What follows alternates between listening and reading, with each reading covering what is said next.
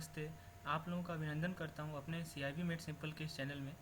दोस्तों, हम लोग अपने BFM के मॉड्यूल C को कवर कर रहे थे, तो उसी क्रम में आज हम लोग आगे की नेक्स्ट टॉपिक को हम लोग डिस्कस करेंगे, जो कि बेस्ड है हमारा डेरिवेटिव प्रोडक्ट पे। तो दोस्तों, हम लोग समझेंगे कि डेरिवेटिव प्रोडक्ट होता क्या है, और सबसे पहले हमें डेरिवेटिव को समझना होगा कि आखिर डेरिवेटिव होता क्या है। देखिए, डेरिवेटिव का नाम ही है जो कि दूसरे पे आश्रित हो, ठीक है, डिराइव, जो कि दूसरे से डिराइव हुआ हो। तो इस प्रकार से हम लोग समझ सकते हैं कि डेरिवेटिव का कोई अपना इंडिपेंडेंट वैल्यू नहीं होता है, यानी कि कोई इसका स्वतंत्र उसका कोई वैल्यू नहीं होता है। तो आखिर इसका वैल्यू आता कहाँ से है? इसका वैल्यू डिराइव होता है दोस्तों अंडरलाइंग मार्केट से, ठीक है। तो दोस्तों देखिए, ऐसा है कि जो मार्केट है, जो जिस मार्केट की हम लोग बात कर रहे हैं, वो या तो फाइनेंशियल मार्केट भी हो सकता है। अब देखिए, फाइनेंशियल मार्केट क्या होता है?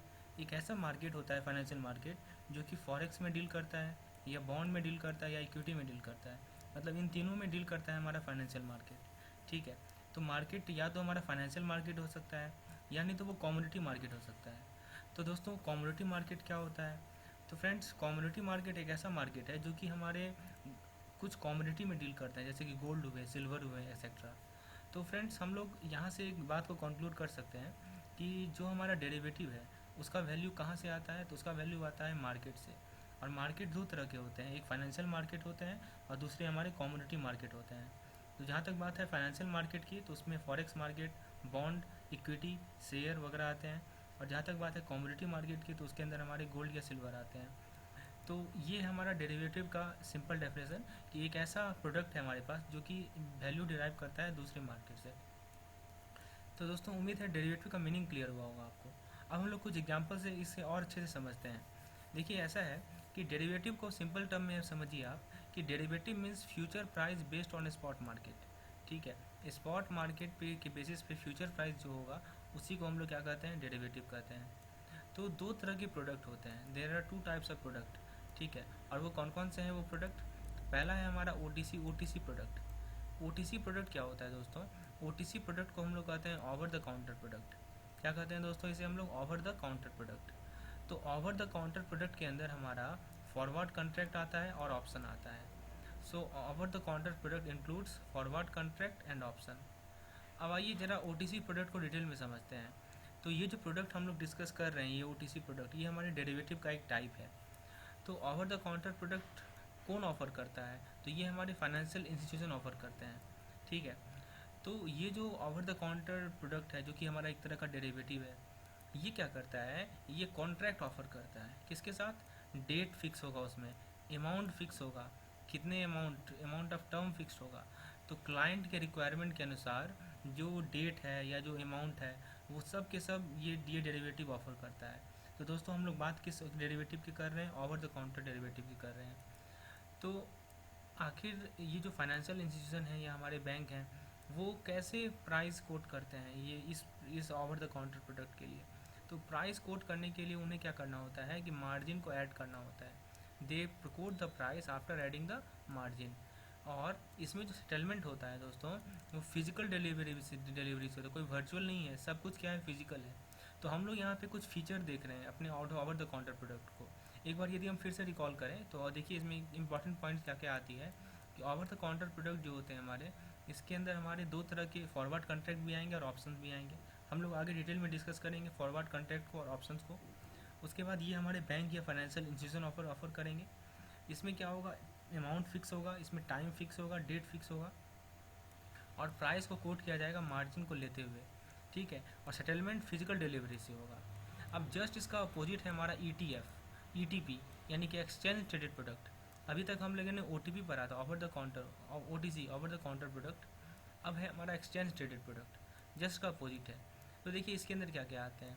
इसके अंदर आते हैं हमारे, जैसा कि हमने OTC में देखा था। OTC के अंदर हमारे आते थे दो प्रोडक्ट आते थे OTC के अंदर, वो थे हमारे future forward contract and options, ठीक है। तो देखिए, इसमें क्या है, ETF में क्या है? इसमें हमारे आते हैं फ्यूचर ट्रेडेड, ठीक है। फ्यूचर भी एक तरह का डेरिवेटिव है, हम लोग आगे डिस्कस करेंगे। तो अभी तक हम लोगों ने तीन डेरिवेटिव का नाम सुना है। पहला डेरिवेटिव था हमारा ऑप्शंस, दूसरा डेरिवेटिव था फॉरवर्ड कॉन्ट्रैक्ट, और तीसरा डेरिवेटिव हम लोग यहाँ देख रहे हैं जो कि है हमारा फ्यूचर, ठीक है। और ये जो फ्यूचर है उसको ट्रेड किया जाता है ऑर्गेनाइज एक्सचेंज पे। तो दोस्तों, अब जरा हम लोग देखें कि ये जो हमारा एक्सचेंज ट्रेडेड प्रोडक्ट है उसकी क्या क्या विशेषताएं हैं, उसकी क्या क्या कैरेक्टरिस्टिक्स है।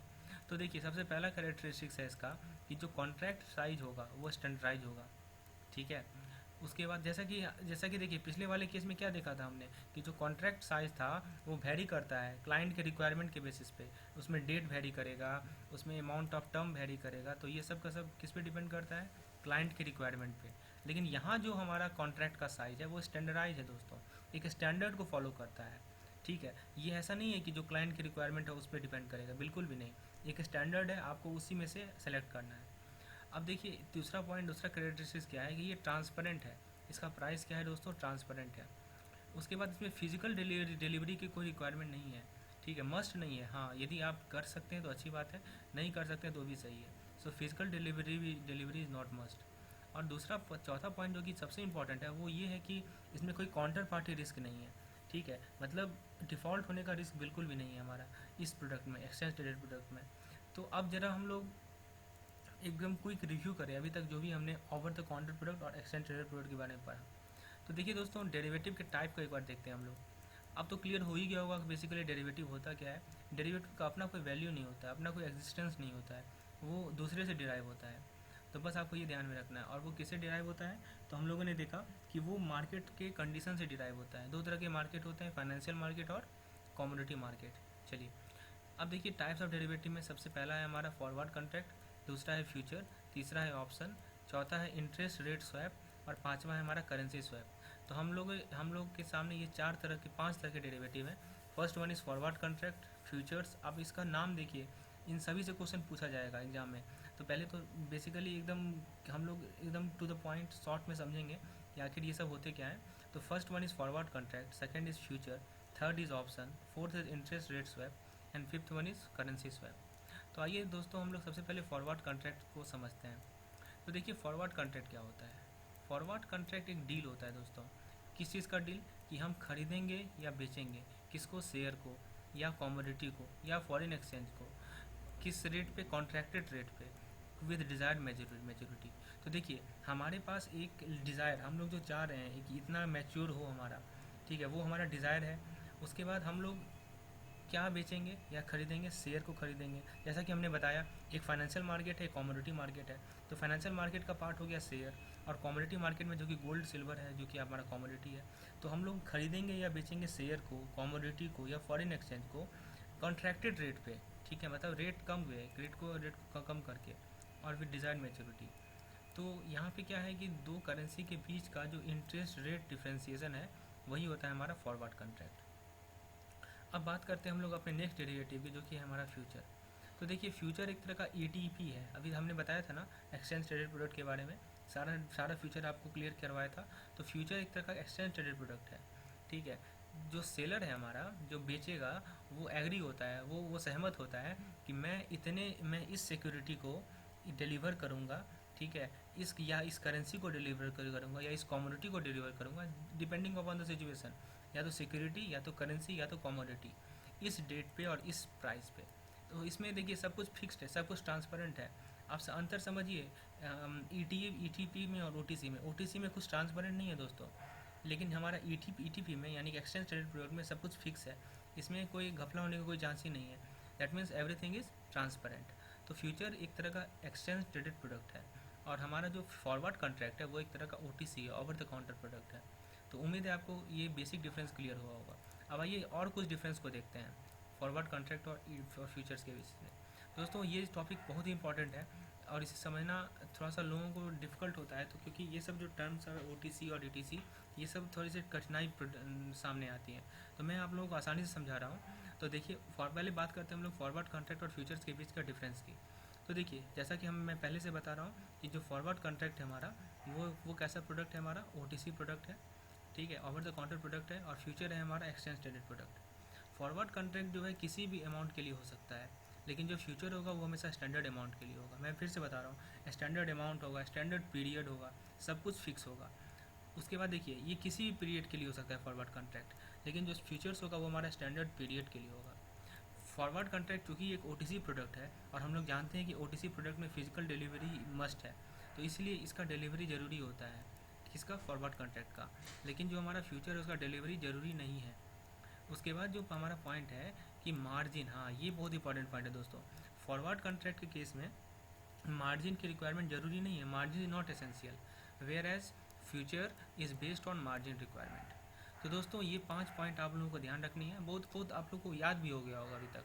फिर से OTC और ETF में आपको डिफरेंस एकदम क्रिस्टल क्लियर होगा, ठीक है। कि OTC जो होता है एक तरह का ऐसा प्रोडक्ट है जिसमें सब कुछ क्लैरिटी नहीं है, ठीक है। किसी भी अमाउंट के लिए हो सकता है, किसी भी पीरियड के लिए हो सकता है, डिलीवरी फिजिकल रिक्वायरमेंट की जरूरी होती है। तो अब देखिए, ये तो हम लोगों ने दो तरह के डेरिवेटिव को डिस्कस कर लिया यहाँ पे, एक फॉरवर्ड कॉन्ट्रैक्ट को और एक दूसरा हमारा फ्यूचर को। अब हम लोग तीसरे डेरिवेटिव पे आगे बढ़ते हैं जो कि है हमारा ऑप्शंस।